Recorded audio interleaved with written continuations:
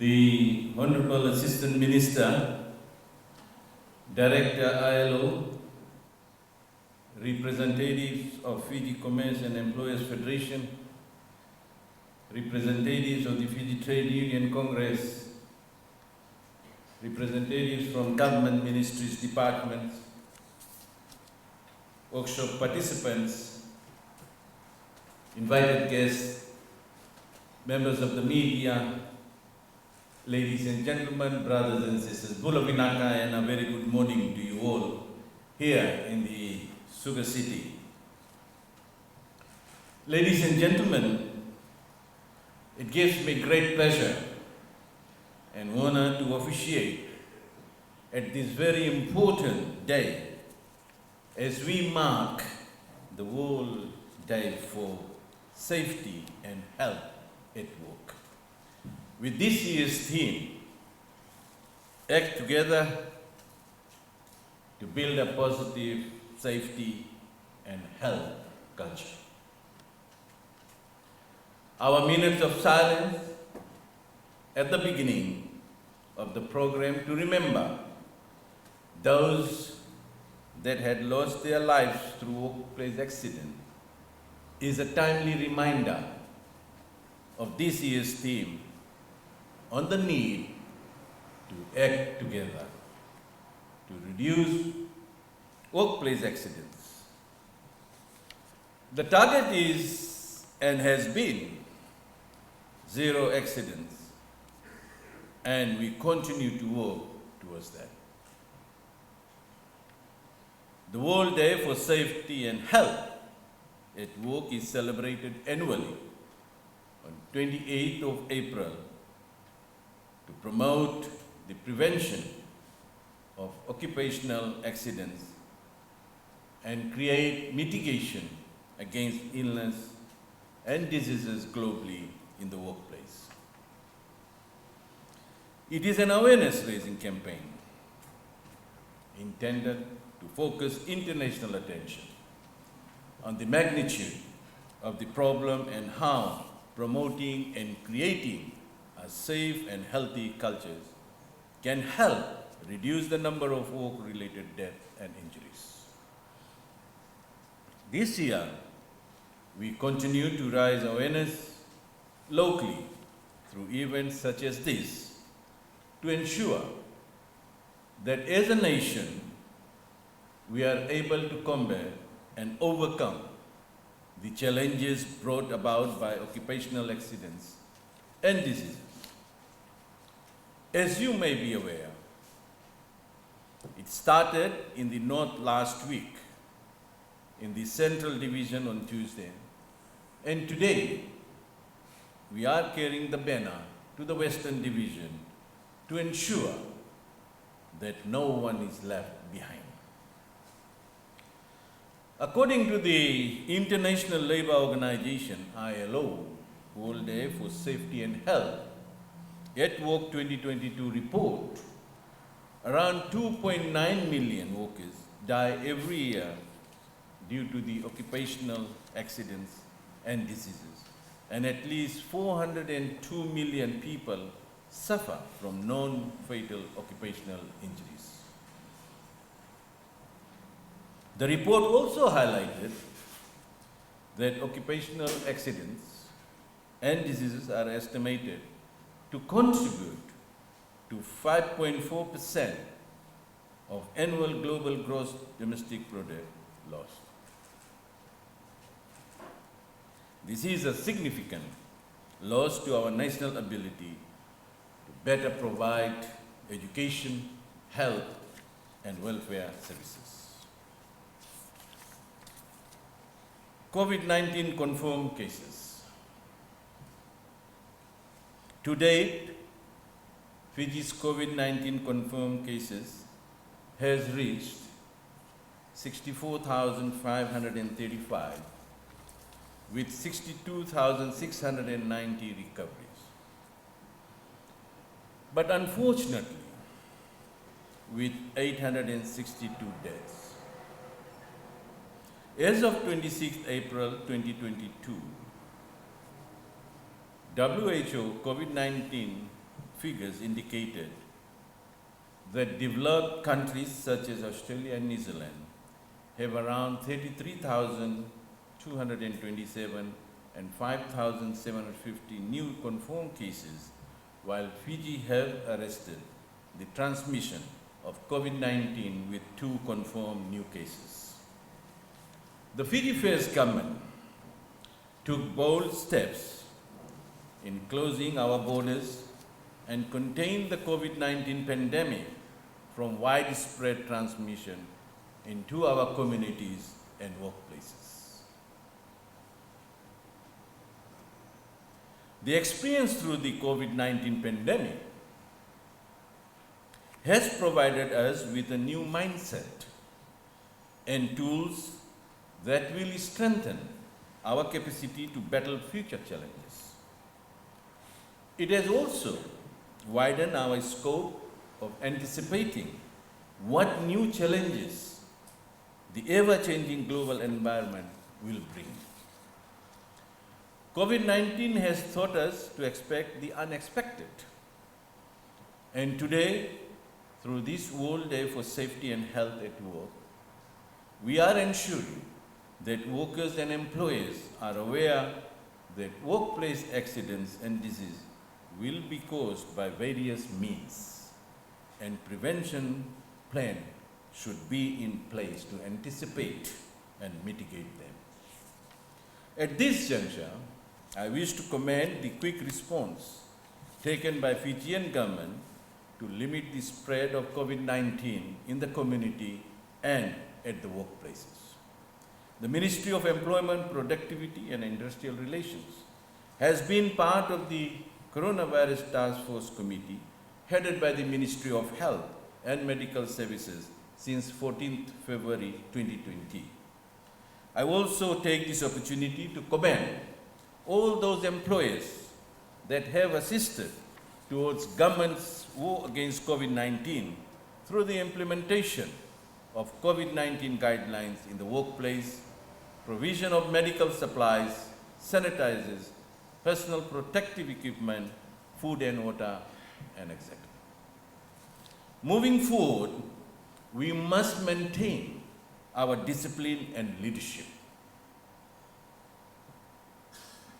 Pandemics have an ugly habit of resurfacing and causing massive damage when we let down our guards.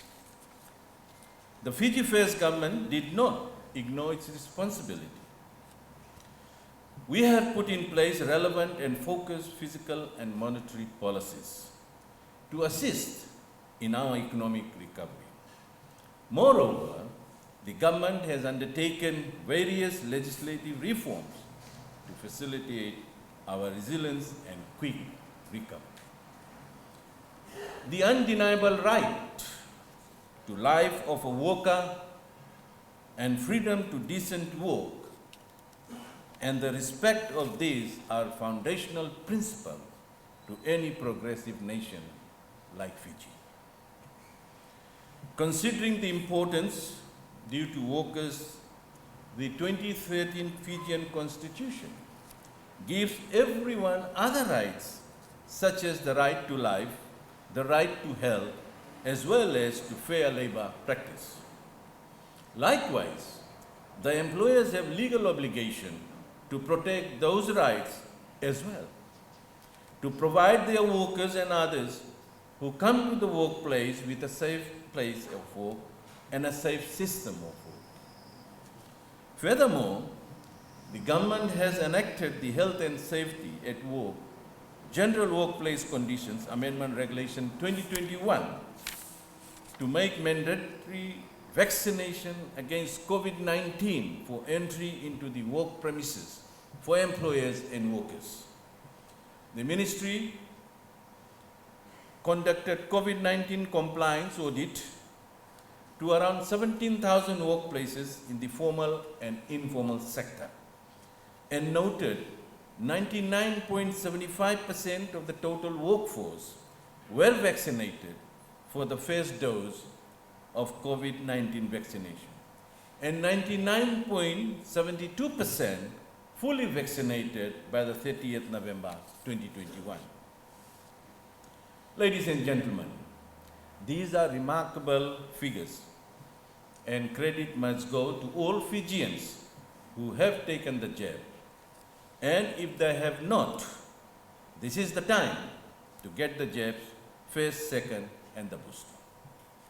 In addition, more than 80% of the workplaces audited were fully aware of the COVID-19 protocols due to the public announcements and advertisement by the government on all media streams, coupled with targeted community awareness. As the Minister responsible for health and safety at workplace, I take my hats off to all our tripartite partners, government ministries and departments, stakeholders for raising to the required standard in protecting our workplaces and of course our workers for the past 2 years. This has also assisted the government to make changes to legislation to accommodate these new challenges at the national level. This requires effective cooperation and collaboration among government, employer, and worker representatives as equal partners to find solutions to issues of common concern. Management and workers are encouraged to have open communication and meaningful social dialogue to strengthen their OHS system by creating a culture of prevention and resolve health and safety issues through the workplace. This creates a meaningful involvement of all parties in the ongoing improvement of safety and health at work. And I'm happy that all our stakeholders are present here this morning. In today's workshop, we will hear your stories as you implement workplace policies, including the OHS management system. It is our role to advise and assist you to strengthen these safety systems. This should enable you, the employers and the workers, achieve your obligations on health and safety matters in the workplace and maximize productivity.